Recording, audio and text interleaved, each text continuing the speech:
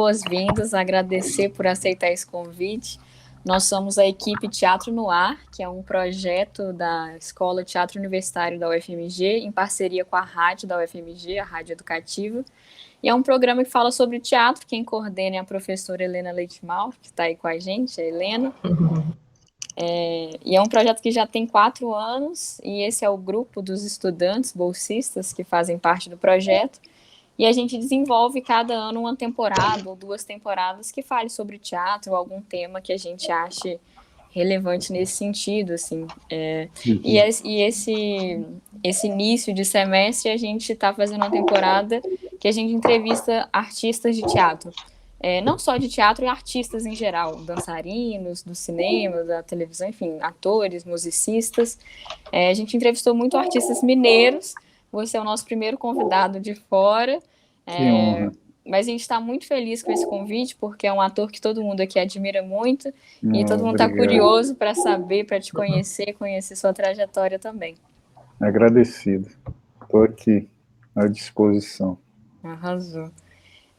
A entrevista é bem tranquila, assim, a gente vai conversar. Eu vou conduzir um pouco nas perguntas, porque tem uma ideia ali de roteiro para a gente montar o programa.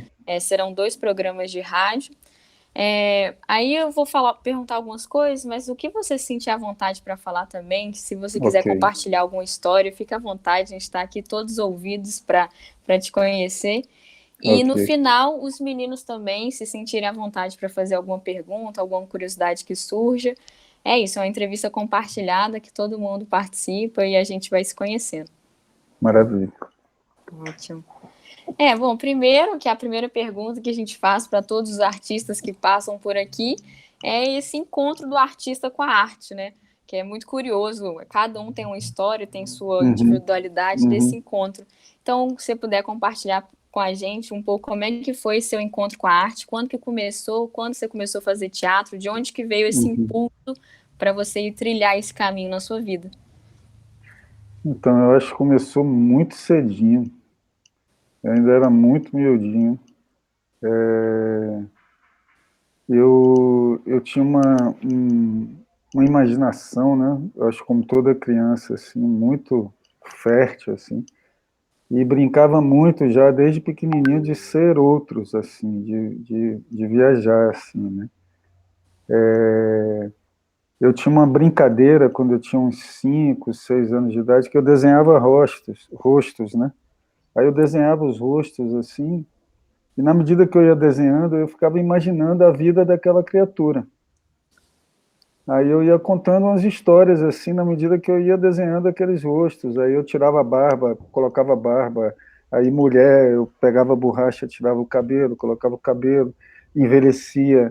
E a partir daí eu ia imaginando histórias, né? E tinha várias histórias, assim, era quase como se fosse séries, assim, já, assim, tinha sagas, assim. E aí depois que eu desenhava e imaginava, eu ia brincar de viver aquelas histórias. Então, no espaço, no quarto, de brincar e tal. Então, eu acho que ali já começa ali uma brincadeira, assim, de encenar o que eu imaginava, assim. Minha irmã era muito minha testemunha nessa época, assim. Às vezes tomava um susto, que eu inventava umas histórias bizarras de acidente, aí ela gritava: "Mãe, o João Miguel tá me assustando". Muito bom. Enfim, mas aí com 9 anos, minha mãe, com 8, minha mãe se separou de meu pai, e ela teve um namorado que era ator, que era o Navarro, que era um paulista, um ator paulista.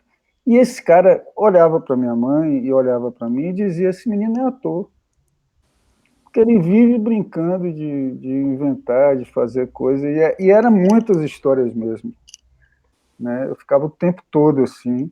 Eu era um menino normal de rua, de fazer as coisas, mas eu tinha esse meu mundo, assim, muito. Pegava as roupas de meu pai e minha mãe e inventava essas histórias que eu desenhava. E aí ele estava, o Navarro, o namorado de minha mãe, morava em Salvador, ele era de São Paulo, ele estava fazendo um espetáculo infantil, que era o, o Cavalinho Azul. E aí ele perguntou para o elenco se eu não poderia participar. E aí eu entrei na peça que já estava continuada, eu fazia um vendedor de cavalinho. Que E aí ótimo. tinha o personagem que vendia o cavalinho, e era muito engraçado, porque eles falaram assim, repete tudo que ele fala. Aí o vendedor, que era um adulto, falava, olha, o cavalinho azul, não sei o que, não sei o que lá. E aí eu ficava olhando para ele e falava, olha, o cavalinho azul. A plateia se acabava. E foi no Teatro Castro Alves, o que foi uma experiência muito bonita, assim, porque era um teatro grande, e eu me lembro muito bem dessa sensação de subir num palco e ter uma plateia te observando, né? Assim. E aí você via ali o pai, a mãe, né? E você tinha quantos anos nessa Eu época? tinha, eu tinha Nu, muito 9 anos. cedo. É. E aí, com 10 anos, eu morava no prédio de uma atriz maravilhosa, que era a Nilda Spencer. A gente morava no mesmo prédio, ela morava no térreo, eu morava no terceiro. E já nessa continuada levada de ficar brincando. E, e também um amigo dela me chamou para participar de um programa infantil. Isso em 80, eu tinha 10 anos. Era um programa infantil que esse diretor, Nonato Freire, que é uma pessoa que eu tenho um enorme carinho, assim,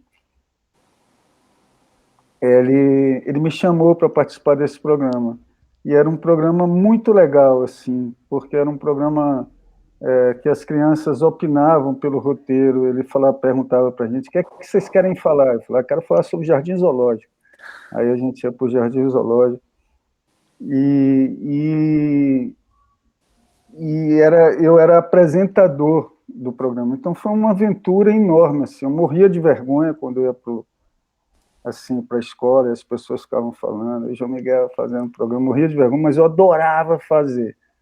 E a gente entrevistava várias pessoas. Assim. Eu entrevistei Irmã Dulce, entrevistei Dadá Maravilha, entrevistei Glauber Rocha, com 10 anos. Tem uma história engraçada que eu Caramba. conto sempre essa história, que eu cheguei para Glauber e falei, Glauber, eu vou lhe perguntar uma pergunta. Aí ele falou, e eu vou lhe responder uma resposta. Aí eu falei, ih, rapaz, fiz alguma coisa errada. Ele, não, está tudo certo. E agora eu não me lembro de nada da entrevista, Muito bom. mas me lembro muito desse dia e das sensações, né? Então, assim, eu acho que a arte, ela chega para mim dentro de casa, né? Com a imaginação, com essa possibilidade de, de brincar mesmo, né? De imaginar, de ser vários, assim. E, e eu, com essa pequena sensação de quando você entrava em situações, com essa sensação boa, que diga, de entrar em situações de representação, com o público olhando, eu super envergonhado que era, eu recebi o retorno do outro que me via e dizia, cara, ficou legal aquilo ali. E era nessa hora que eu me expressava assim, sabe? E aí, com 13 anos, eu entrei 14 anos, eu senti essa necessidade de fazer teatro mesmo. E aí tinha uma diretora, minha amiga, a Petinha Barreto, que era amiga dos meus pais também, e ela me convidou para participar de um grupo Tantas e Tamanhas, que era um grupo que se apresentava para escolas, fazia teatro infantil. Aí foi o primeiro espetáculo que eu protagonizei, que era a Viagem de um Barquinho. E era muito engraçado, porque eu pulava feito um cabrito, assim, acho que era o nervosismo, assim, qualquer coisa que eu falava, eu soltava. Uau, uau!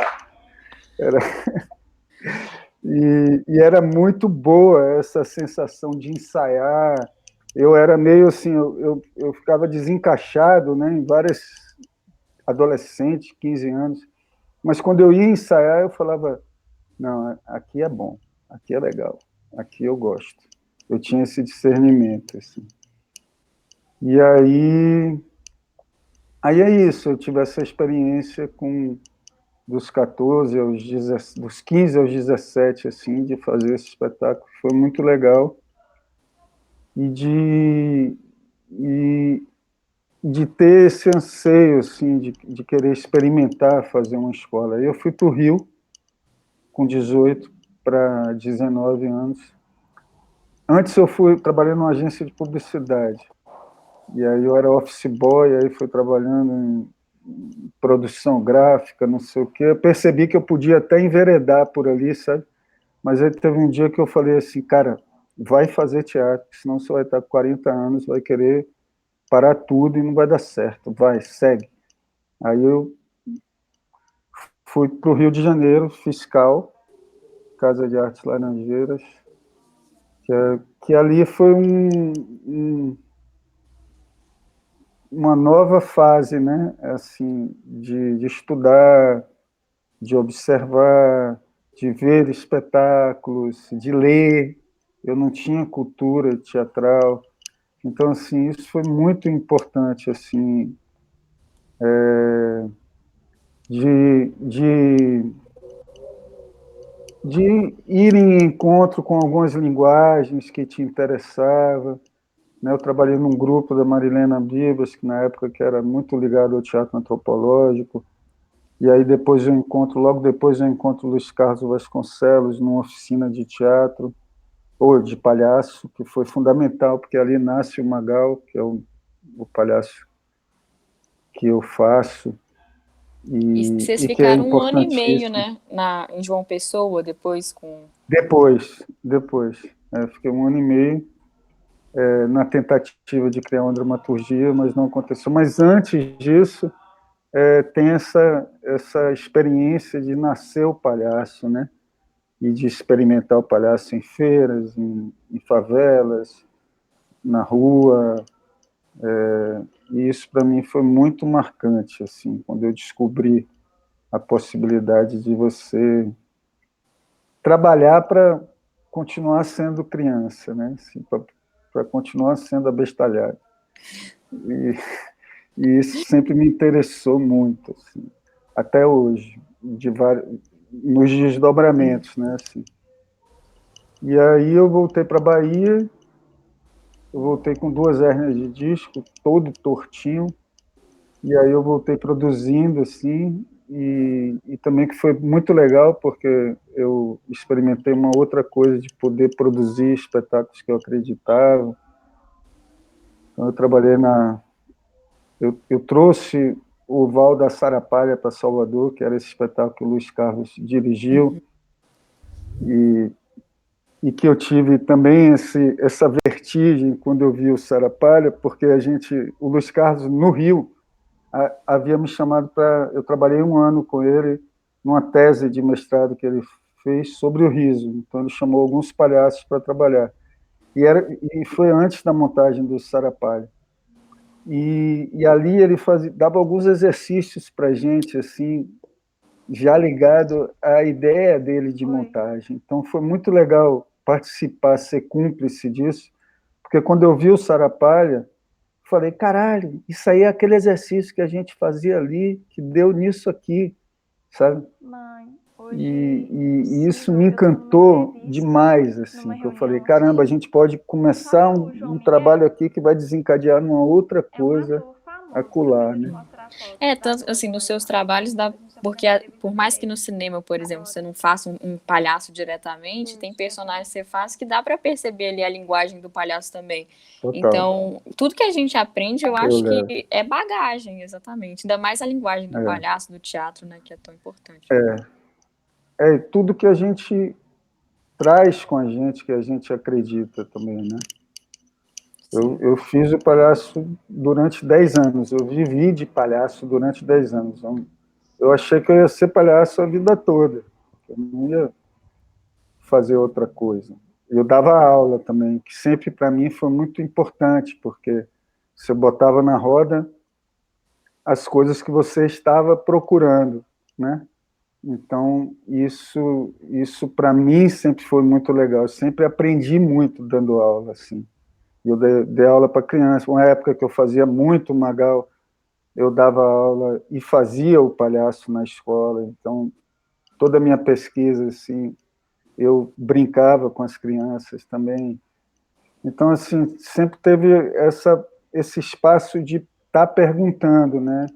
Eu dei aula no Circo Piccolino também, que foi muito importante no Projeto Axé. Fui palhaço do Circo Piccolino 2 anos, que é um circo em Salvador muito do Anselmo Duarte, do Anselmo Serrat, desculpa, que morreu esse ano. Então, assim, tive essa possibilidade de viver intensamente o palhaço, né? Muito massa. E eu achava que eu não ia fazer outras coisas, assim, eu falava, gente, não, esse mundo aí de fazer teste para ser indicado, para o diretor te chamar, eu falei, cara, isso aí não dá, eu fico durinho demais, não dá certo. O Né? universo de teste é de Né? suar frio, assim. De suar frio, né? De você ter que ficar ali disponível. Então, teve uma época que eu pensei realmente, assim, que eu falava, não, cara, não vai dar para mim seguir assim, mesmo experimentando muitas peças na Bahia, com vários grupos, e os Los Catedráticos, eu fiz um espetáculo que foi muito importante, que era um espetáculo super popular, que tinha público, foi o primeiro trabalho de teatro que eu ganhei dinheiro, de bilheteria, era o máximo isso, assim, a gente apresentava e saía do teatro com um dinheirinho para pagar Bom. as contas, né? Era muito legal, e era uma peça que chamava Los Catedráticos, lá, a novíssima poesia baiana. A gente recitava as músicas de Axé Music,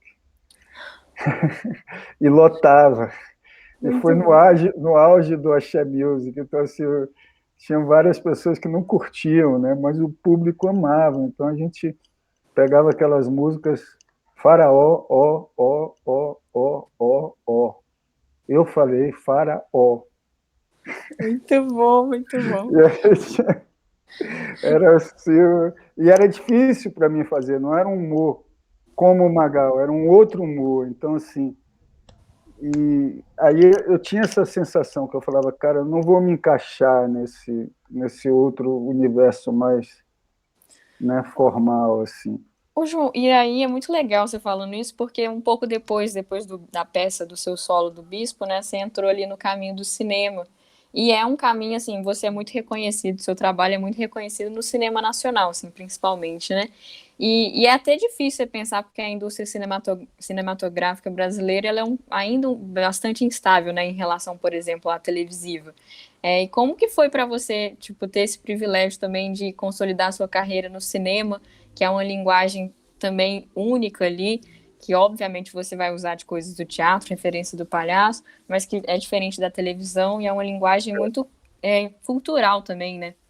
É. Poética, né? De ter certa Eu forma. acho que tudo vem a partir do Bispo. Aí eu posso falar um pouco do Bispo, assim, porque aí é nessa fase que eu estava achando que eu não ia seguir, que eu ia ficar dando minhas aulas e fazendo o palhaço, mas eu também questionava um pouco você criar de palhaço aquele mesmo número e repetir aquele mesmo número o tempo todo, por mais que seja admirável demais você ver mestres e mestres fazendo aquele mesmo número durante 30 anos. Eu tinha vontade de me desdobrar, de procurar outras coisas, mas não sabia como. E eu trabalhava numa produtora de vídeo, onde eu escrevia roteiros.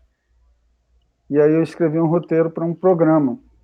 E sempre tinha nesse programa um release de alguma biografia para a gente comentar. E aí a diretora me apresentou, você já ouviu falar nesse cara? Tem essa biografia aqui que é muito legal. Era Bispo, Senhor do Labirinto, da Luciana Hidalgo. E aí eu li, cara, eu fiquei interessadíssimo, assim. Para quem não conhece, Arcebispo do Rosário é um sergipano, né, negro, que foi da Marinha do Brasil e foi parar no Rio de Janeiro nos anos 20, enfim, e trabalhou na Light, foi leão de chácara de uma família de advogados, e teve um surto, né, psicótico, que o levou ao hospício, à colônia Juliano Moreira, e ele ficou 50 anos preso na colônia Juliano Moreira, só que defendendo o próprio delírio que ele teve, que era de construir um mundo em miniatura para apresentar no dia da passagem. E ele construiu mais de 950 peças de restos de coisas ao redor do Juliano Moreira. Ele desfiava as coxas do hospício e rebordava elas, né? E tudo com esse desígnio de apresentar, né, para apresentar o mundo em miniatura na hora da passagem. E eu fiquei totalmente anestesiado, pirado com essa história. Até como palhaço, assim, me chamou muita atenção uma criatura que dominou uma cela, ocupou uma cela inteira, né? E para você entrar na cela dele, você tinha que dizer qual era a cor da áurea dele. Se você não dissesse qual era a cor da áurea, você não entrava na cela dele. Eu falei, rapaz, que cara é esse, velho? E eu realmente me arrebatou de tal maneira que eu falei assim, cara, eu fui apaixonado por essa história, né? E aí começa um processo de 4 anos e meio de pesquisa, assim, tudo isso para chegar no cinema, porque eu acho que é fundamental, porque foi um processo de muita procura, né? Até porque eu percebi que eu estava lidando com um tema que era muito maior do que eu imaginava. Então, eu precisava emburacar num processo de pergunta mais do que de definir ou fazer uma resposta para aquilo ali. Então, eu entendi que o espetáculo não era um espetáculo biográfico, porque eu, como branco, não poderia fazer um bispo biográfico, mas, ao mesmo tempo, eu fui sendo levado pelo que me contagiava na história. Então, criei várias frentes, eu acho, né? O processo de sala, que foi me levando a criar muitos espaços de pergunta ligado à memória. Eu fui percebendo que o próprio bispo me remetia a várias memórias, e num momento também de ser testemunha de uma obra que foi construída sob a catalogação da loucura, e que a própria obra transcendeu a catalogação da loucura, né? Então, aquilo me interessava, né? Aquela resistência, né? E aí eu fui abrindo várias ruas, assim, como eu chamo no meu processo, né? Assim, eu fui construindo uma figura, eu não fui construindo um bispo biográfico. Eu não estudei o bispo do jeito que ele andava, do jeito que ele... Eu fui, através das inspirações que eu ia tendo, essa figura ia se construindo. A partir das observações, o zoológico, por exemplo, que eu observava o zoológico, o jardim zoológico, os animais presos, né? O próprio Juliano Moreira de Salvador, eu passei a fazer oficinas de palhaço no Juliano Moreira, interagindo com os internos, fazendo ensaios abertos que eu realmente não sabia para onde que ia o processo. Aí eu fui chamando os parceiros também, né?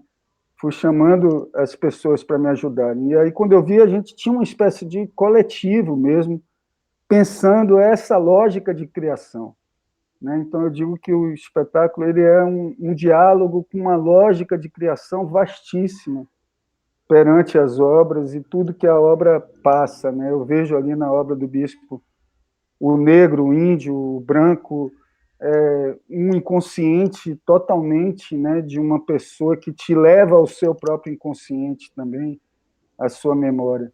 Então, assim, eu estreiei o Bispo em 2001, assim, um espetáculo cheio de perguntas. Eu tive que chegar num resultado, mas ele tinha muito mais pergunta do que resposta, né? Tanto que, assim, eu acho que é um espetáculo que, que é um divisor de águas na minha vida, sobre também como que eu imagino um personagem também. Não olhar só por um ângulo.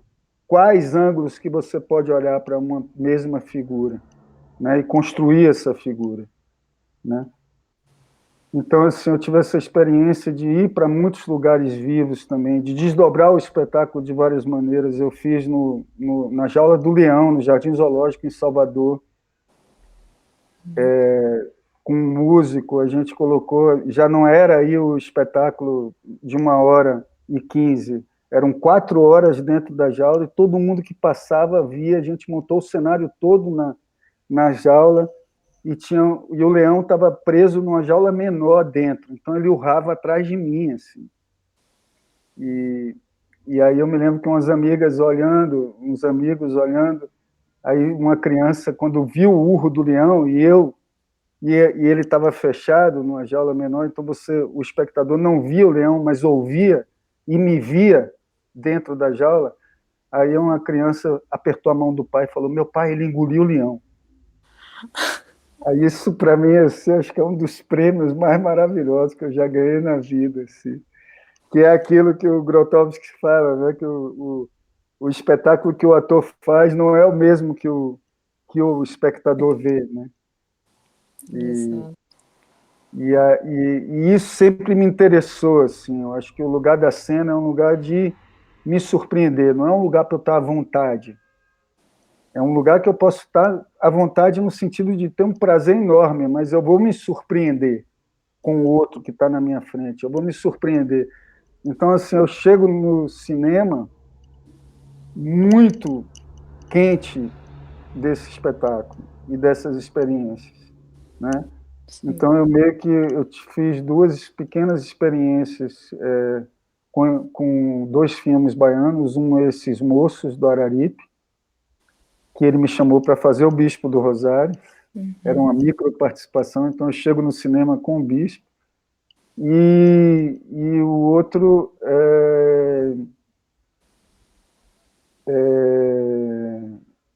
Eu Me Lembro, do Edgar Navarro. Mas o primeiro filme, a experiência primeira que eu tenho de vertiginosa no cinema é o Cinema As Penas e Urubus. Do Marcelo, né? Gomes, né? Do Marcelo Gomes. Ele viu o Bispo e me chamou, né? E aí eu fui fazer o teste. E eu me lembro que eu fiz um teste bem ruinzinho mesmo, assim. Eu cheguei para ele e ainda falei assim: velho, porra, valeu você ter me chamado para fazer. Eu sei que o teste não foi bom, mas a gente se encontra aí alguma outra hora. E aí ele me chamou para fazer, e foi uma experiência muito legal. Mas eu realmente caí de paraquedas, assim. Eu vendo As Meninas hoje, eu vejo o quanto, assim, essa trajetória do palhaço para o bispo e do bispo para o cinema, eu levo para o cinema um monte de careta. O Ranulfo é cheio de careta, entendeu? E, no entanto, o Marcelo tinha pedido para a gente fazer um personagem verossímil com as pessoas reais. E eu tentei. E isso até funcionou na época que estreou. Teve uma jornalista em Cannes que achou que ficou decepcionada quando me viu lá em Cannes. Ela, tipo, achei que você era de lá. Eu falei: desculpa, viu, moço, ter estudado aí, moço. Desculpa aí, mas eu estudei. Eu adoro esse personagem, Ranulfo é muito bom. Mas hoje, eu vendo o Ranulfo, 15 anos depois, eu vejo a quantidade de careta que é de onde eu venho, né? Que não é mais assim, mas é o palhaço. Ele funciona no segundo, ele se expressa a cada segundo com a verdade que é possível, mas, né, com a máscara que você tem também. E aí depois desse primeiro filme, aí só foi vários filmes a partir daí, né? E aí consolida essa estrada no cinema, né? Aí eu vivi uma experiência vertiginosa mesmo, de mais de 25 filmes, assim, vi muitos personagens, e acho que levando muito desse estado de procura, assim, de experimentar os personagens, né?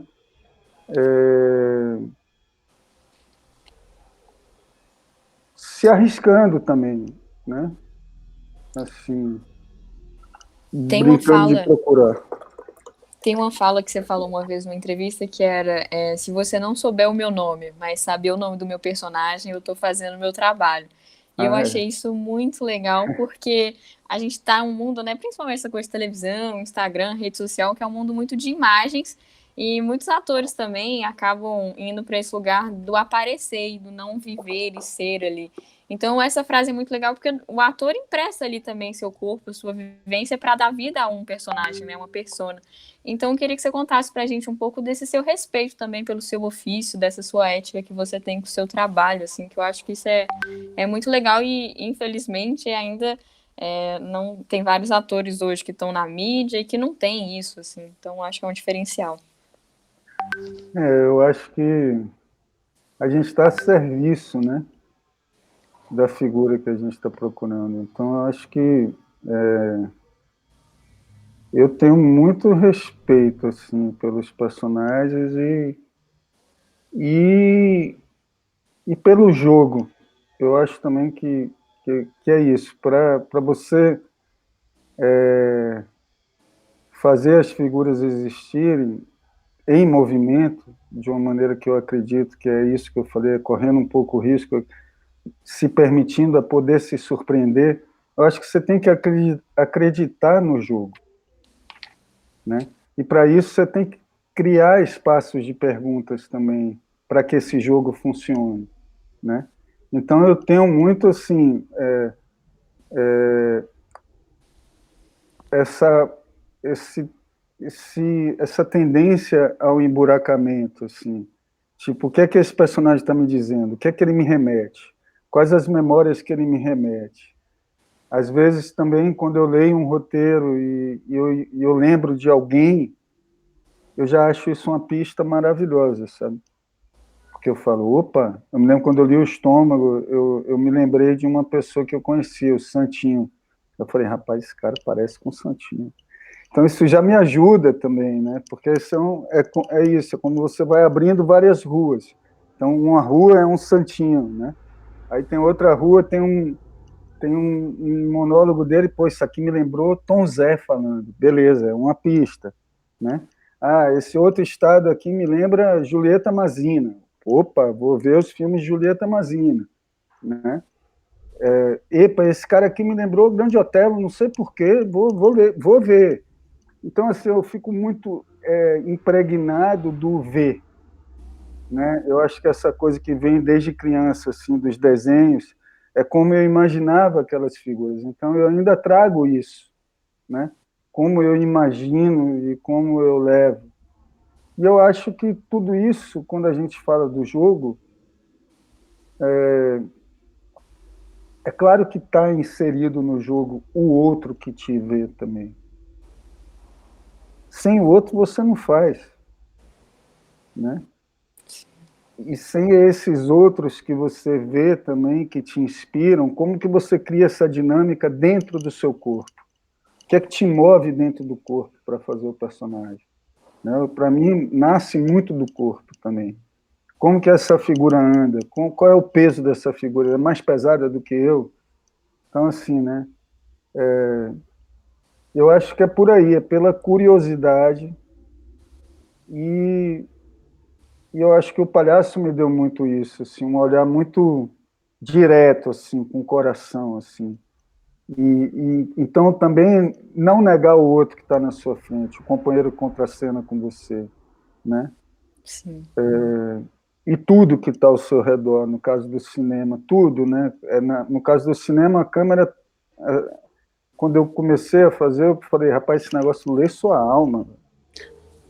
Então tem que fazer tudo que você faz no teatro, mas de outro jeito, né? Assim, é a mesma entrega, mas é por uma outra via, quase como não fazer, mas você está fazendo, né? Mas é micro ou não, né? Também, mas tendo essa consciência que aquilo ali, né? Cada ângulo está te lendo ali, como que você brinca com isso, né? Como você joga com isso. Inclusive, agora você está Não sei falando se eu sobre. respondi sua pergunta. Não, eu acho que sim, justamente porque esse respeito que você tem com a sua criação, seu processo criativo, como é que você mergulha nisso, que também leva a um respeito desse ofício, né? Nesse sentido das linguagens, que até você já começou a falar, porque no teatro é de uma forma, o cinema é de uma forma, claro que todas as linguagens têm alguma convergência ali, né? Mas como você é um ator que perpassa por várias delas, né? O teatro, palhaçaria, cinema, série, né? Agora foi plataforma de streaming, televisão também, são linguagens distintas para, né? Cada um tem um objetivo também. Eu queria que você falasse o que, tipo, cada uma delas também te ensinou no seu ofício, assim, para ser ator. Porque Sim. é claro que uma complementa a outra e a gente sempre tem o nosso estudo básico ali, mas acho que cada uma também agrega, né, conhecimentos distintos. Então, se você puder falar um pouco dessas linguagens que você já perpassou, dançou por elas, né? Eu acho que o cinema e as séries, elas se fundiram um pouco, assim, apesar de que eu acho que cada um é cada um, mas hoje, né, se misturam um pouco, assim, você vê nas séries muita linguagem de cinema dentro delas e tal, mas as experiências que eu tive na televisão, a maioria foram com séries ou participações em, em algumas outras séries ou especiais. Eu fiz uma novela, né? Cordel Há 10 Encantado, né? anos atrás. Foi uma única novela que eu fiz, que foi uma experiência muito legal, porque eu nunca tinha experimentado essa coisa de fazer de experimentar uma novela, né? Assim, na Rede Globo de televisão para o Brasil inteiro. Foi muito especial o retorno do público com o meu personagem. E eu fiz, esse personagem era a dupla do Domingos Montanher, né? Então, assim, o Domingos é palhaço, eu sou palhaço. E a gente meio que fez ali uma dupla de Branco e Augusto, dentro de uma novela. Isso foi muito especial, porque pude colocar ali coisas também do Magal, alguns cacos, assim, que eu experimentava, tipo, o Belarmino tinha uma namorada, né, que era jornalista, aí ele chegava todo fantasiado para ela, e chegava para ela e falava, e aí, te impressionei? Isso é do Magal, é o jargão do Magal. Né? Então, era o máximo poder colocar isso que eu criei num âmbito tão, né, outro, levar isso para o grande público. Né? E, e eu e Domingos nos divertimos muito, assim. Mas era isso, mas era uma outra experiência de logística, de tempo. Né? Às vezes, numa televisão, você fica esperando muito tempo para fazer uma cena pequena, né? Aí, e tudo isso era muito diferente, né, da experiência que eu tinha no cinema. Aí eu experimentei algumas outras séries na Rede Globo, com personagens muito variados, e, e eu acho que eu entendo que as séries hoje é uma dramaturgia que está em voga, né, que está sendo muito vista, e aí eu tive a experiência de fazer 3%, que é uma série da Netflix que, que uma juventude assistiu. Então, para mim, foi muito legal comunicar com a galera bem jovem, assim, que eu não comunicava. Foi muito legal de entender também a cabeça desse público também, dessa lógica mais ligada à internet, a esse mundo virtual e tal. Mas como se diz, eu entendo também que, que tudo tem seu lado bom e seu lado não bom, né? Eu acho que quando você tem também né, as dinâmicas do mercado também, você entra ali numa espécie, as séries têm o seu modelo, têm a sua coisa, e eu acho que hoje a gente vive isso que você falou, nesse mundo, né, de um tempo muito controlado em nome do mercado, né? Então, acho que também o trabalho autoral, o trabalho do que é que eu quero fazer, o que é que eu tenho vontade de me arriscar, eu acho fundamental para que a gente possa também dialogar com esse espaço industrial, mas que com vontade, né? Com desejo também de se surpreender também. Que aí eu acho que é nesse sentido, eu acho que eu acredito muito no trabalho autoral também, sem desmerecer tudo que a gente possa experimentar. Eu acho que eu gosto muito de experimentar, né? Mas eu tive essa necessidade de, há 4 anos atrás, 5 anos atrás, retomar o bispo, que eu tinha parado 9 anos, e para mim foi muito caro fazer isso, porque eu retomei esse trabalho, retomei o trabalho de pesquisa, experimentei o espetáculo se desdobrar para um formato que hoje eu acredito mais, que é essa relação do ver e do ser visto.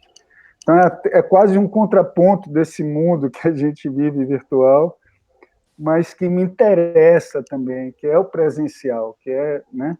Eu estou aqui te olhando, você está me olhando, e eu sou afetado pelo seu olhar, e isso interfere o meu movimento na cena, né? E isso para mim é muito caro também. Então, assim, eu acho que eu me sinto. Hoje eu brinco também de poder conduzir alguns processos, de dirigir, porque eu acho que tem um vocabulário de pergunta também que também gosta também de instigar, né? Assim, e é o que eu tenho feito hoje um pouco também, assim. Massa. Ô, João, dos trabalhos que você fez, a gente já falou um pouquinho sobre o Bispo, falamos também sobre o Cinema Aspirinas e Urubus, um pouco da construção do Ranulfo. Um outro filme que eu gosto muito, você até começou a falar, que é Estômago, que eu acho o Nonato, assim, uma figura incrível. Nossa, aquele filme eu lembro, quando eu assisti, eu lembrei muito também desse último filme da Netflix. Esse não, né? Um filme que a Netflix lançou no passado, O Poço. Porque tem a ver com a comida, né? E tem essa coisa da comida em cena que tem. É como se a comida fosse um personagem também, né? Eu queria que você contasse um pouco do processo para criar o Raimundo Nonato, porque ele é um personagem que se difere um pouco dos outros no sentido mais psicológico, né? Porque ele É, tem um quê da psicologia, de um é verdade. passado, tem Verdade, é verdade. É verdade. O Nonato foi o primeiro personagem que eu criei uma espécie de. Como é que o Stanislavski falava disso? De psicologia. tipo memória É uma do. memória psicológica, né? Eu imaginei que esse cara, ele era filho de Memória uma afetiva, né? prostituta, memória afetiva. Ele era filho de uma prostituta, né? Que não vivia na cidade do interior que ele morava. Eu inventei isso, tá meu juízo. Ele era irmão de um rapaz que era muito violento com as facas, e porque eles trabalhavam numa espécie de açougue e eles amolavam as facas, e aí o irmão dele teve um problema que matou um cara uma vez, então ele teve essa coisa da memória da faca para, né, para chegar no final. E essa mulher visitava ele, essa mãe visitava ele de vez em quando, e ele foi criado pela avó. Então, isso foi uma rua que me conduziu. Uhum. A outra foi o que eu já tinha falado, Julieta Mazina, que era do Nonato que eu estava me referindo, o Grande Otelo. Esse menino que eu conheci, o Santinho, que era muito engraçado, porque você falava, Santinho, você fez aquele negócio? Santinho, ele, não, João, não, não, tá tudo bem. Não fiz não, tá tudo bem, viu? Uma coisa assim, então esse comportamento, assim, eu também tenho isso, eu observo muito as pessoas na rua para criar os personagens. Eu fico querendo encontrar gestos, comportamentos na rua. Para mim é muito importante isso, assim, você visualizar o personagem ali, né? E é muito engraçado, porque quando você está procurando, você sempre encontra, né? E, e, e tinha essa dicotomia, né? Eu via o Raimundo Nonato como um palhaço também. Então tem um Magal ali também. né? Tem o Magal com as pintadas do personagem, né? Do roteiro, que era essa figura meio, né, doidinha, meio psicopata. E essa coisa também que eu, como observo muito também, me interessa muito também falar sobre essas crônicas sociais, né, que a gente vive, assim, essa relação patrão-empregado, né, colonizador, colonizado. Então, acho que ali era um presente também para botar isso na roda, mesmo através do riso, assim, sabe? E, e, e aí eu acho que é tudo isso junto, sabe? Tudo isso junto.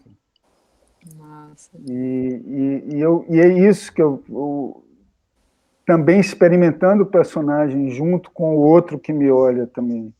Eu me lembro a gente ensaiando e aí o Babu chega para mim naquela cena que ele pergunta assim, como é seu nome? Alecrim. Aí eu falo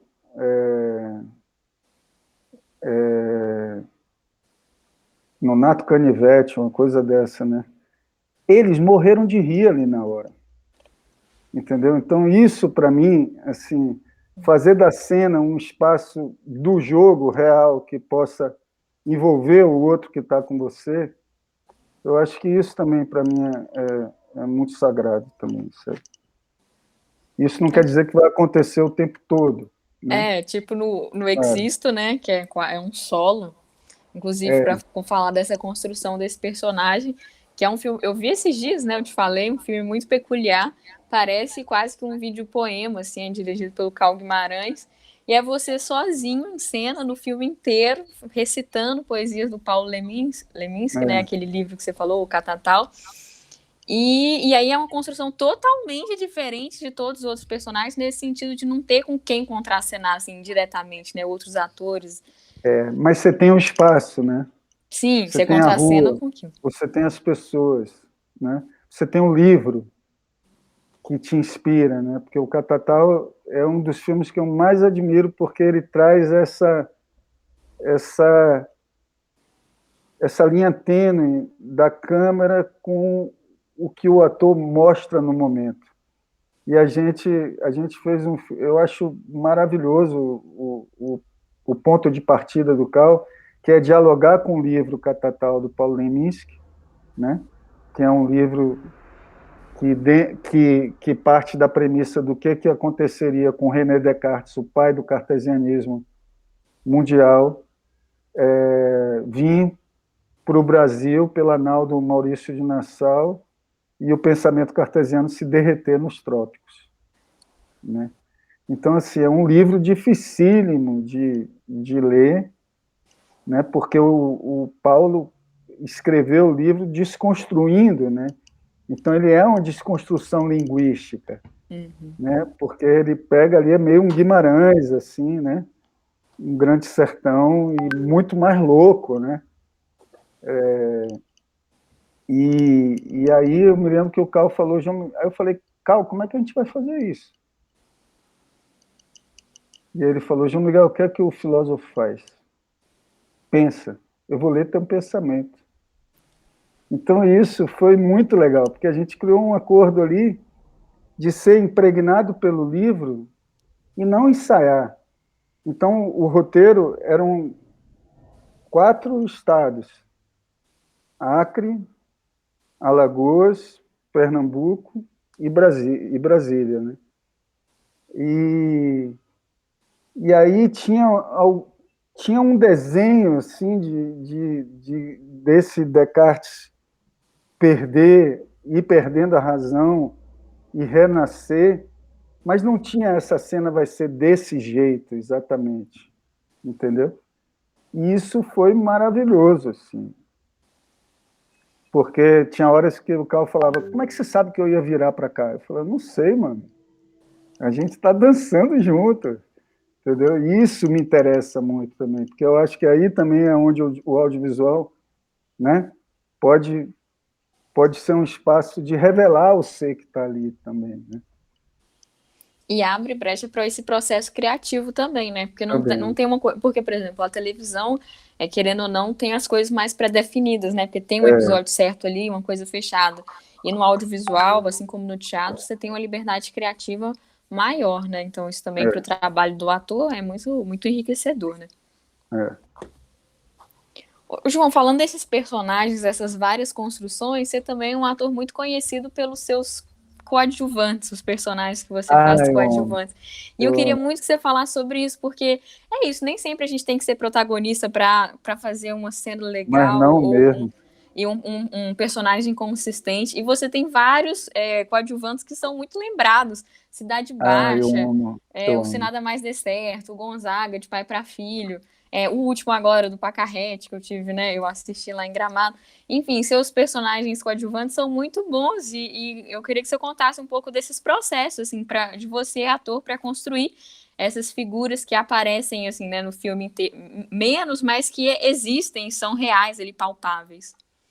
É isso, eu acho que é o mesmo envolvimento de um protagonismo, só que num lugar que você vai estar ali colaborando com o filme, né? Você vai ser às vezes uma passagem muito rápida, né? Cidade Baixa mesmo, né? É, é muito legal, é uma cena só, né? De um farmacêutico que faz xixi nas calças ali, quando é assaltado pelo personagem do Wagner Moura. E é muito legal. Me lembro que a Dira Paz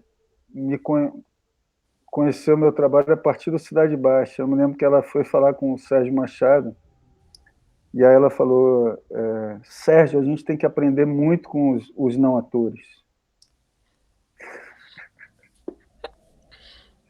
E aí o Sérgio falou: você está falando de quem? Estou falando daquele farmacêutico, menino. Aí o Sérgio falou: não, esse rapaz é ator. E eu acho que os personagens pequenos, eles podem tanto ser, né, muito reais, quanto pode ser também, como o do Gonzaga, que também tinha uma diária para fazer tudo, né? E aí eu cheguei pro Breno Zarolho, assim, tava me maquiando, falei, não, pô, esse personagem pode ser Zarolho, cara. Aí cheguei lá na cena já e falei, e aí, Breno, compra? Vamos? E ele caiu no chão. Então, assim, eu acho que os personagens pequenos, eles floreiam o filme, né? Assim, eu amo Sim. fazer. Pacarrete, então, que já é uma outra coisa. Pacarrete eu não fiz nada, praticamente, porque tinha aquelas três deusas lá, né? E eu conheci o Hermano, que é o personagem real, né? Que é a pessoa que a Pacarrete era encantada, Uhum. e, e eu conheci ele. A minha preparação foi conhecer o Hermano, assim.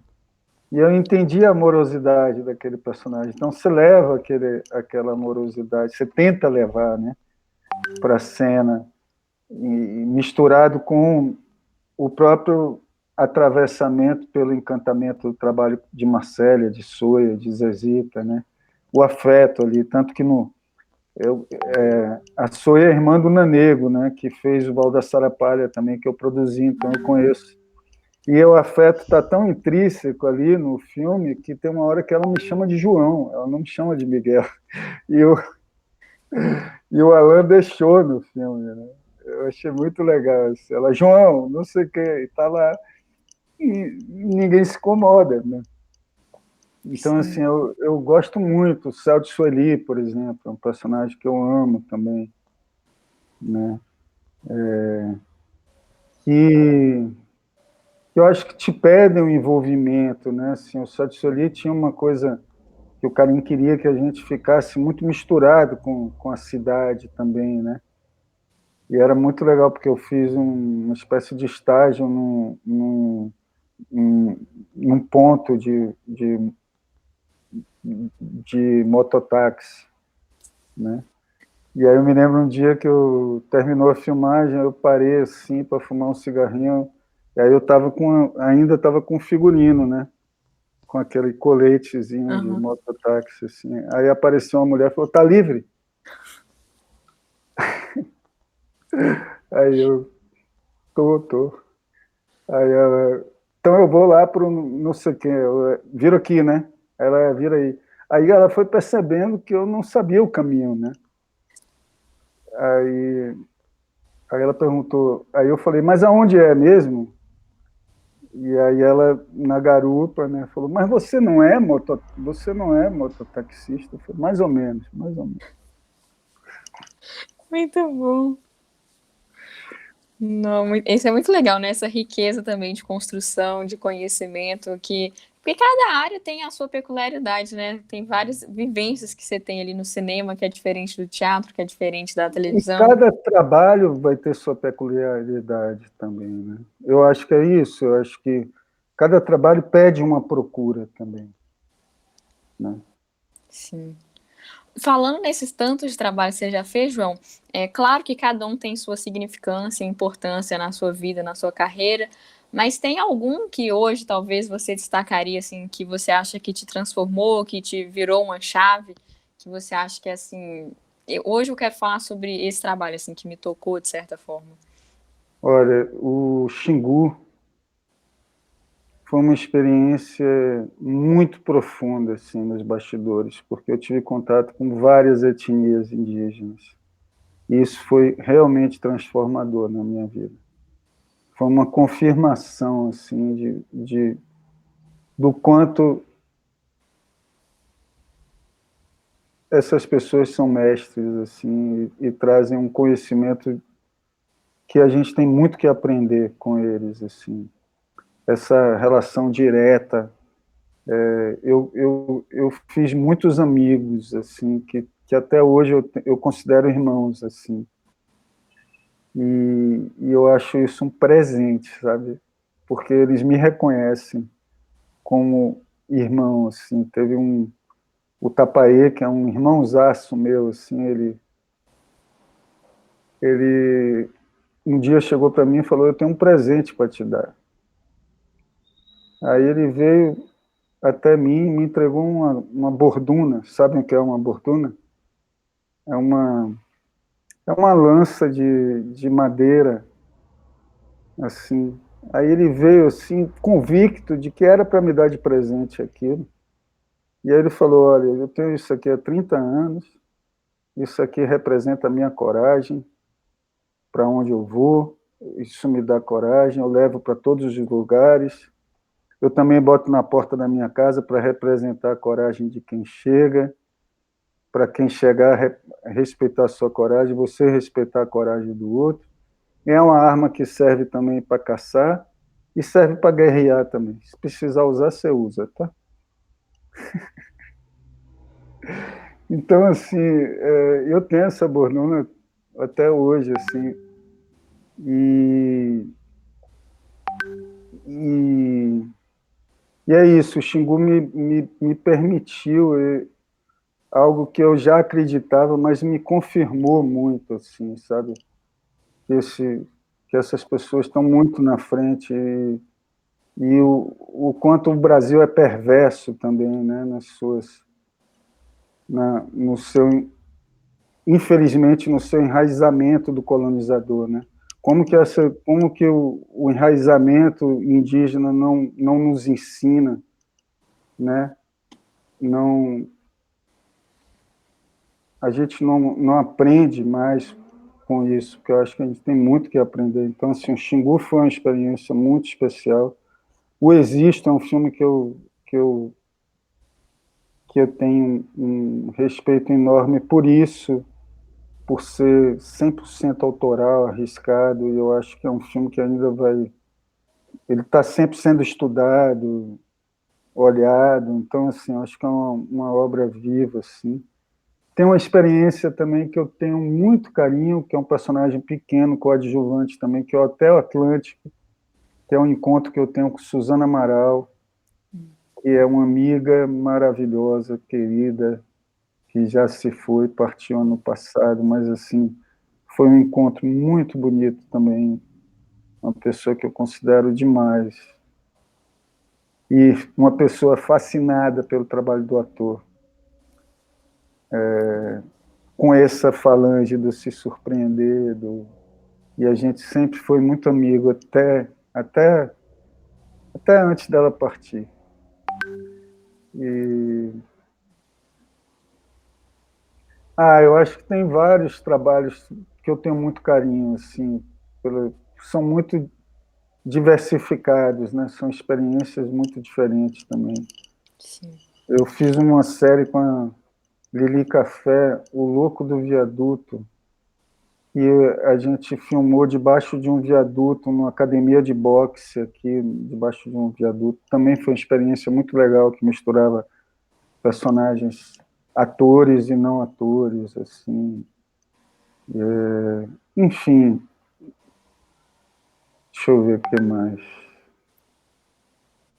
Eu acho que o Cordel, com essa Essa dupla aí, dupla. com o Domingão, a gente levar o circo através da televisão, eu acho isso muito massa, muito, muito inusitado.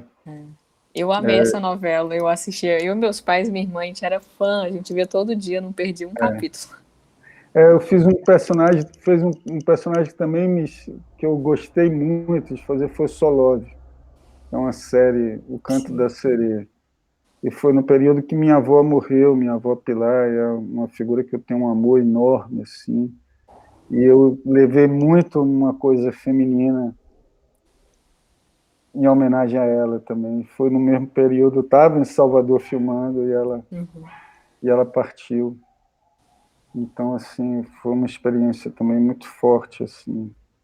Eu acho que eu acho que eu levo muito de mim para os personagens, mesmo que eles sejam muito diferentes, assim. Às vezes uma pessoa uma vez me perguntou como é que você consegue fazer um personagem tão diferente do outro. Aí eu me lembro que eu falei, não, é tudo para a gente ser mais a gente, né? A gente tem muitos dentro da gente, né?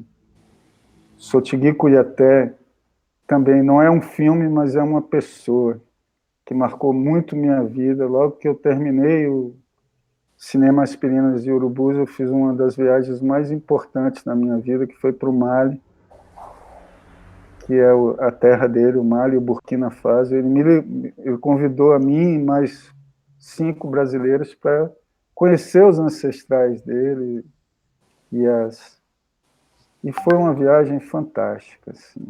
E o Sotigi falava isso: nós somos muitos. O problema é que a gente não permite que esses muitos existam, né? E isso revolucionou assim minha cabeça, assim.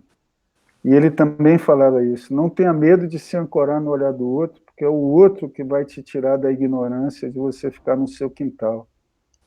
Olhe, se ancore no olhar do outro, que ele vai te permitir descobrir os muitos de você, né?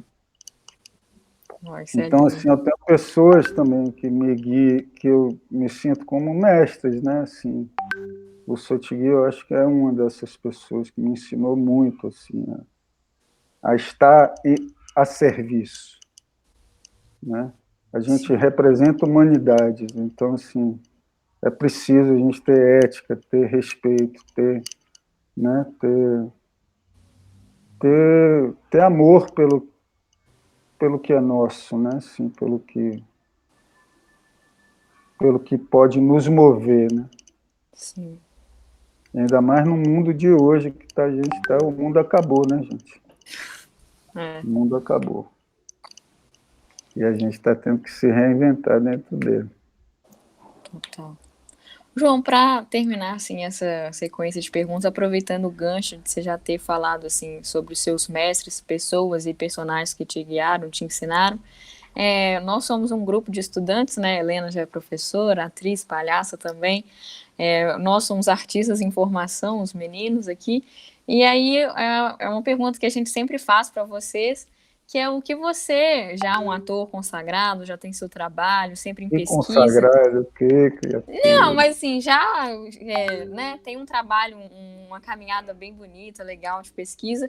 Qual que é o conselho que você dá para esses artistas em formação? Porque nossos ouvintes também, né, esse programa, os alunos também escutam. Então, qual que é o conselho que você dá para novos atores, novos artistas que estão chegando nesse mundo, assim?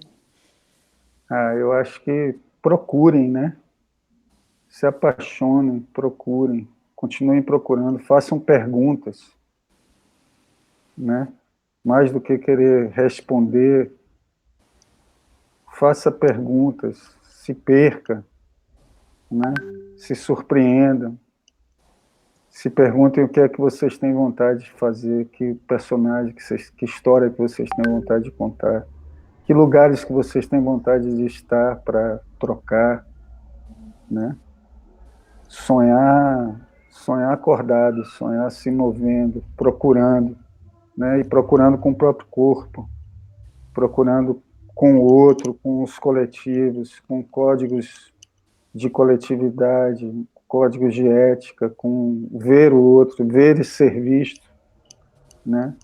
Escutar, ouvir as histórias, né? Ver as pessoas que se apresentam para a gente, os personagens vivos, né? Aprender com eles também, com os lugares também. Se deslocar.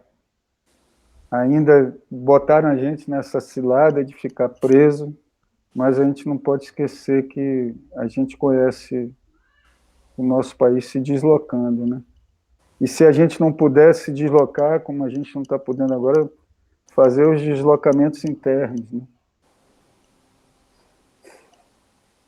Arrasou. E não Eu, esquecer que a gente não está sozinho. Eu acho que tem isso também. com certeza, que já Ave Maria, né? Já tá difícil, imagina sozinho. Ave Maria. Eu quero te agradecer, achei um papo Oh, incrível. eu Nossa, que é agradeço muito bom a saber também escuta. sobre a história, sobre construção, sobre esse mergulho mesmo do ator. E é tão bonito ouvir isso, assim, inspira muito a gente também a continuar Oh, muito pesquisando, se obrigado. desdobrando. Então, obrigada pelas suas palavras Eu que e agradeço histórias. muito. Eu vou abrir para os meninos, caso eles queiram Oba, perguntar, falar alguma coisa, tá aberto aí para todo mundo tá. falar. Ô, João, eu queria te perguntar uma coisa. É porque realmente eu estava na dúvida, né? Aí você começou a falar do, do Piolim, né? Do trabalho do Walter Sarapalha. Você foi integrante do Piolim? Eu fui como produtor e fiquei 1 ano e meio em João Pessoa na tentativa de criar um novo projeto que não saiu. Mas eu tenho uma ligação com eles até hoje, assim. Uhum. E é o espetáculo que eu mais assisti na vida, porque Valda Sarapalha, porque eu era produtor, então e é um espetáculo incrível, né? Você viu? Viu? E assim, foi curioso o momento de sincronia, porque eu estou passando, a Yara está até, né? Yara está na aula, e eu estou passando alguns trechos do Piolim para a gente poder fazer apreciações do trabalho. Eu sou da área da atuação e da voz, né? Então, todo esse trabalho e essa construção é uma obra de arte aí de anos, né? E que faz Você parte diz Sarapalha, você fala de da Valda Sarapá. Sarapalha. Pau da Sarapá, né? É. Porque eu falei outra coisa na Você hora? falou Piolim, aí Não, o grupo Violim, né? o grupo Piolim, Sim. o Val tem uma coisa de trabalho da sonoridade que é incrível, né?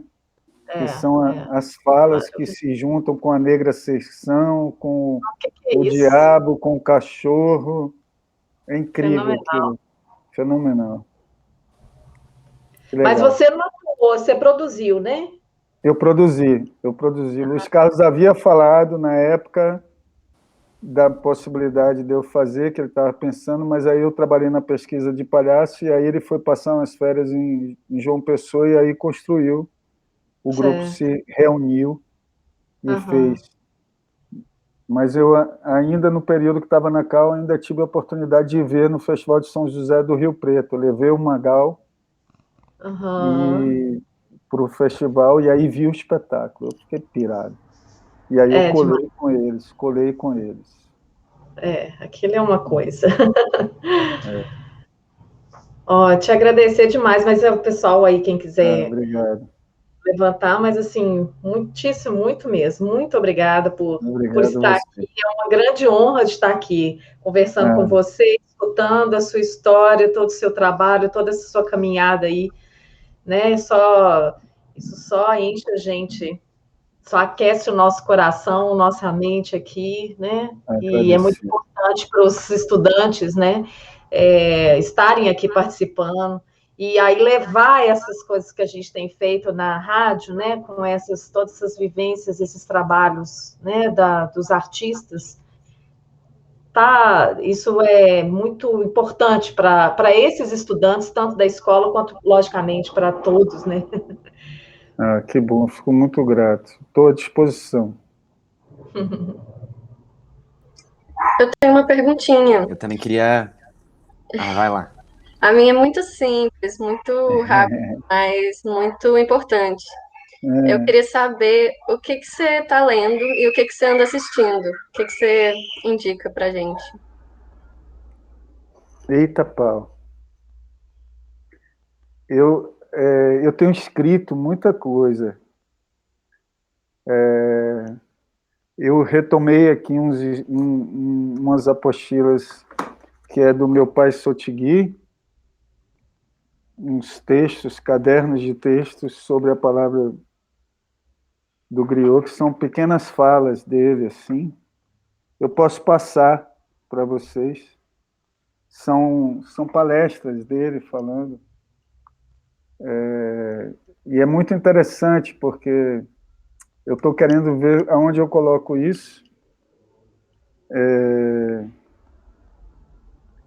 Tem coisas incríveis aqui, pelo menos eu peguei aqui, ele fala: quando eu tenho pensamentos positivos, nenhuma árvore pode crescer indefinidamente sem dar fruto. Então, assim, é muito legal. E eu posso passar para vocês, são palestras, e é muito interessante no ponto de vista de que ele fala as mesmas coisas por ângulos diferentes, sabe? São palestras, 4 palestras diferentes, que ele fala as mesmas coisas, mas você vê que em momentos diferentes, assim. Eu acho que isso tem muito a ver com atuar também, né? Eu estou lendo também... Eu li nessa quarentena o Grande Sertão inteiro, de novo. Terminei há pouco tempo agora, pela segunda vez. É uma aventura, é uma experiência vertiginosa, né? Vocês já leram? É incrível, né? A Eu gente fez uma aproveitei temporada. a quarentena também para ler. Desculpa, Lari. É? Que Deu mal. legal, que legal. É porque a gente fez uma temporada na rádio sobre o João Guimarães Rosa, né? Ele não pode falar. E aí foi uma temporada só sobre contação de história, João Guimarães Rosa. A gente fez uma excursão para Cordesburgo, entrevistamos o grupo Miguelin. Foi uma aventura, assim, super legal. A gente tem vários programas de contação do João. A Helena tem eu esqueci de falar do Mutum, que é inspirado no Miguelin, e da Hora e a Vez do Augusto Matraga também, que é um conto que eu amo. Sim. E eu fiz também esse filme que eu adorei. Aí eu reli o Guimarães há pouco tempo, e agora eu estou estudando um conto do Dostoiévski, que se chama O Crocodilo, que é um conto inacabado que ele escreveu em 1895, e é um conto sensacional, porque é uma crônica do neoliberalismo aí, desse mundo que a gente vive hoje, escrito no final do século retrasado, assim, é de uma atualidade absurda, e eu estou pensando seriamente em montá-lo, assim, fazer um solo. É isso que eu tenho lido, assim. E li um livro do... Peraí, deixa eu ver o nome.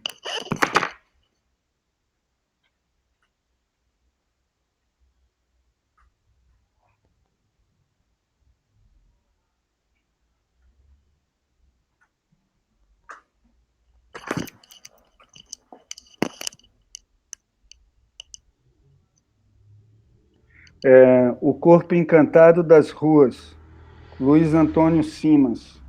Estou terminando de ler esse livro, são pequenos trechos que ele escreve falando dessa relação.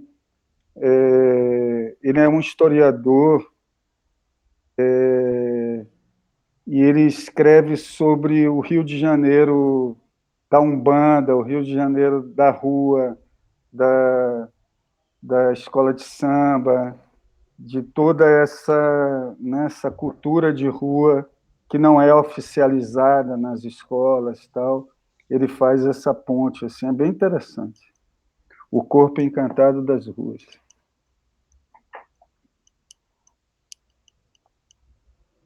E estou escrevendo também. Eu escrevo, Bom, tenho eu tenho uma escrito pergunta. muito. Assim. Desculpa. Tudo bem. Não, eu queria te agradecer demais, porque assim, é uma aula pra gente mesmo, assim. Eu tive a oportunidade de te conhecer no FINC, no Festival de Máscaras do Cariri, em Juazeiro do Norte. E Que legal. você estava ministrando a oficina A Menor Máscara do Mundo. E assim, Uhum. eu queria também saber um pouquinho mais desse seu lugar na docência, assim, sabe? De dar aula, de ministrar cursos. Qual é a sua praia, assim, sabe? Em relação a cursos, enfim. Eu amo. Como eu falei ali, eu aprendo muito, assim. E esse retorno para o bispo, né, de remontar o bispo, foi também retomar esse trabalho. Então, assim, no processo de montagem, eu fiz um trabalho na comunidade do Calabar, em Salvador, para uma escola comunitária de crianças, assim. Então, a gente trabalhou muito o palhaço. E princípios que eu acredito de tudo isso que a gente está falando, a partir de exercícios e de dinâmicas que possibilitem esse ver e o ser visto, né? O estar em cena e olhar o outro. Então, acho que, para mim, essa talvez seja a base do meu espaço de pergunta hoje, ver e ser visto, né? Olhar e ser olhado.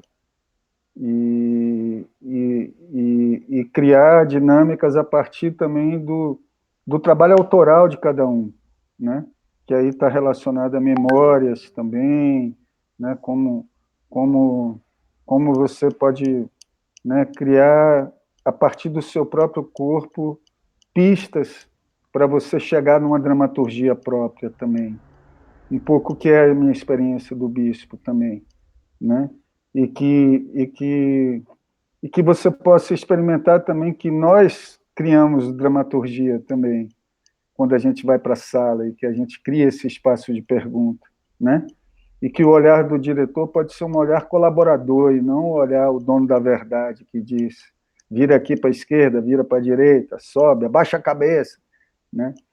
Eu acho que eu acredito muito nas oficinas como esse espaço de instigar o performer a criar suas próprias perguntas, a partir do que ele tem anseio de fazer.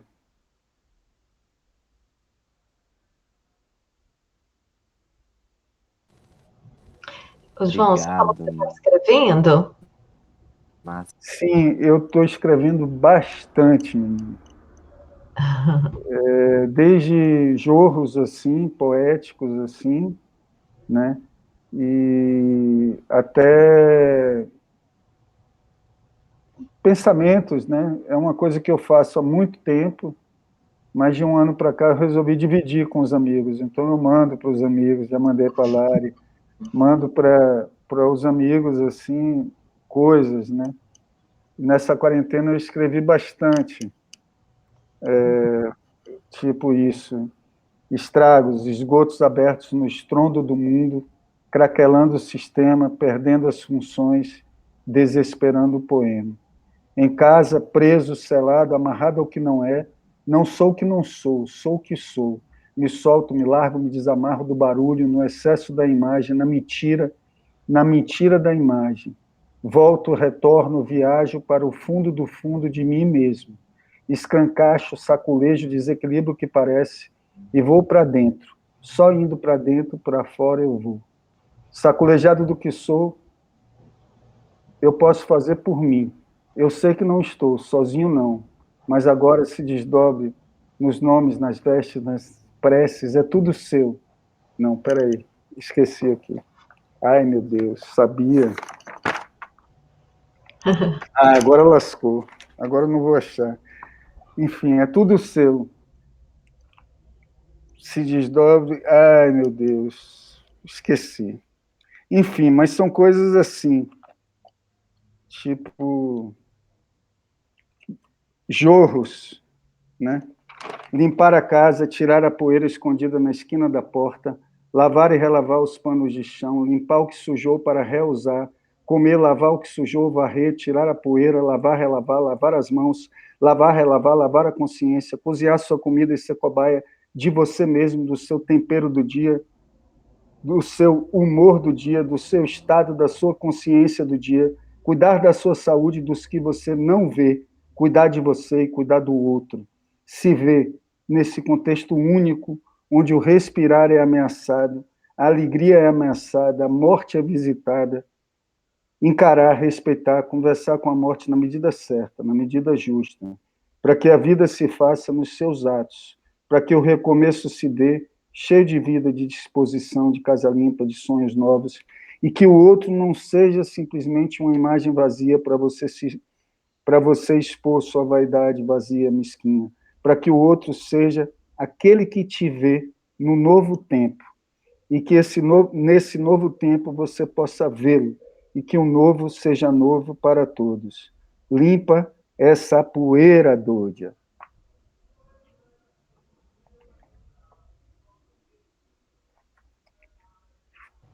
Muito bem.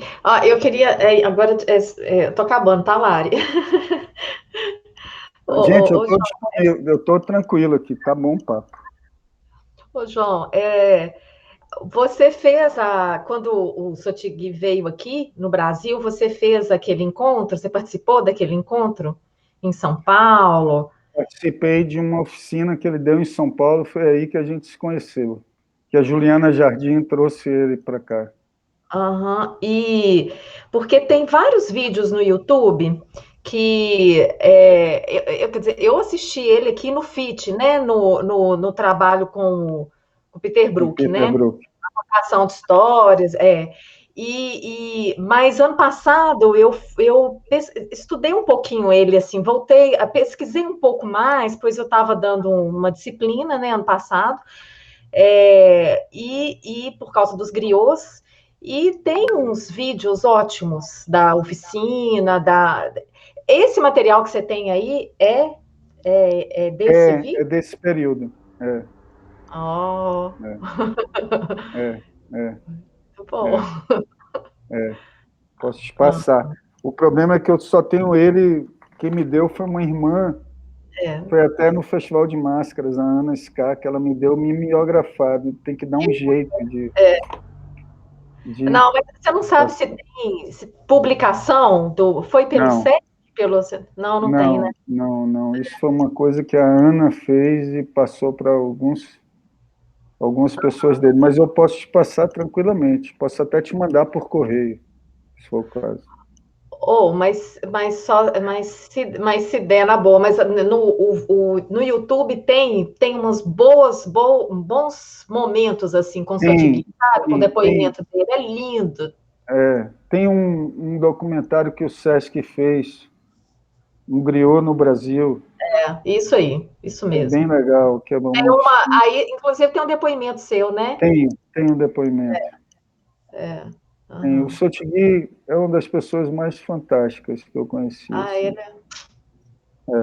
Quando estava terminando a oficina, ele me chamou assim, falou, pegou na minha mão, depois da gente já ter se apaixonado assim, né? E ter conversado essa semana inteira. Ele me olhou sério assim, falou: "Você é meu filho e meu irmão. Uau. Eu quero te convidar para você conhecer a África, porque eu acho que a África está te chamando. Quero que você conheça de onde eu vim daqui a um ano." E aquilo foi uma das coisas mais incríveis, porque essa pessoa olhou para mim, deu a palavra dele, e 1 ano depois eu estava lá. Que lindo. De E um foi griot, hein? incrível. De um mestre. De um griot, que é o mensageiro da palavra, né? Uau, E até arrepiei aqui, que lindo. é muito forte. E eu não sabia que eu ia fazer o Aspirinas, né? Ainda, quando ele me convidou. E aí, quando eu fui fazer o Aspirinas, eu já sabia que eu ia viajar logo depois que terminasse. Então, eu sonhei com a viagem, literalmente, sabe? Eu sonhava com várias coisas da viagem.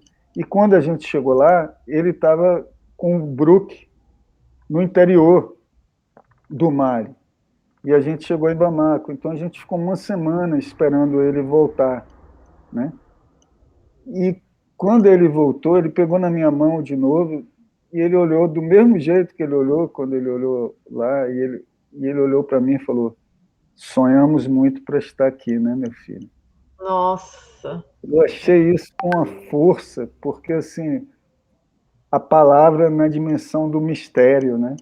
E Exato. ele não sabia que eu tinha sonhado, mas ele sabia. Uhum. E eu realmente sonhei para estar ali, né? Nossa, Literalmente. que beleza, que lindo.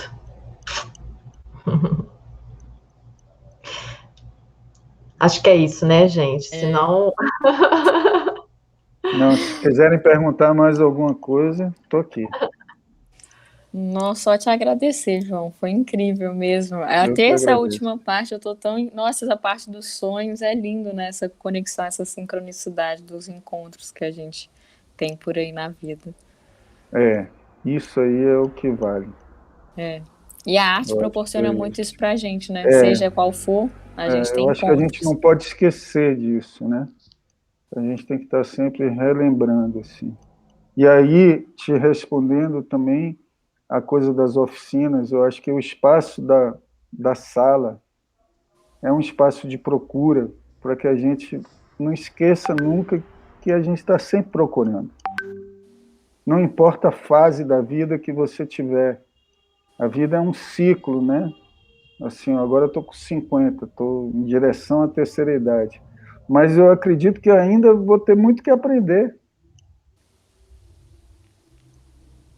né? Sempre. Eu acho que a gente não deve se colocar nesse lugar que a gente já sabe pronto. Não, a gente está sempre tendo que aprender. E isso enriquece, né? Isso faz a gente poder também ensinar também, na hora que a gente puder ensinar também. Com certeza. Bom, acho que é isso, João. Muito obrigada mais Obrigado, uma gente. vez. Agradecimento aqui de todos. Sobre Agradeço. o áudio, aí você pode, Vou se te puder, mandar. mandar pra gente o áudio. E é assim que a gente editar seu programa e ele for ao ar, eu te mando também o link para você poder apreciar. Tá E bom. é isso. Muitíssimo obrigada, Eu viu? que agradeço, viu? Tamo junto. Obrigado, Lari. Beijo, Obrigado, gente. gente. Muito Muito obrigado. obrigada, João. Tchau. Tchau. Tchau, tchau.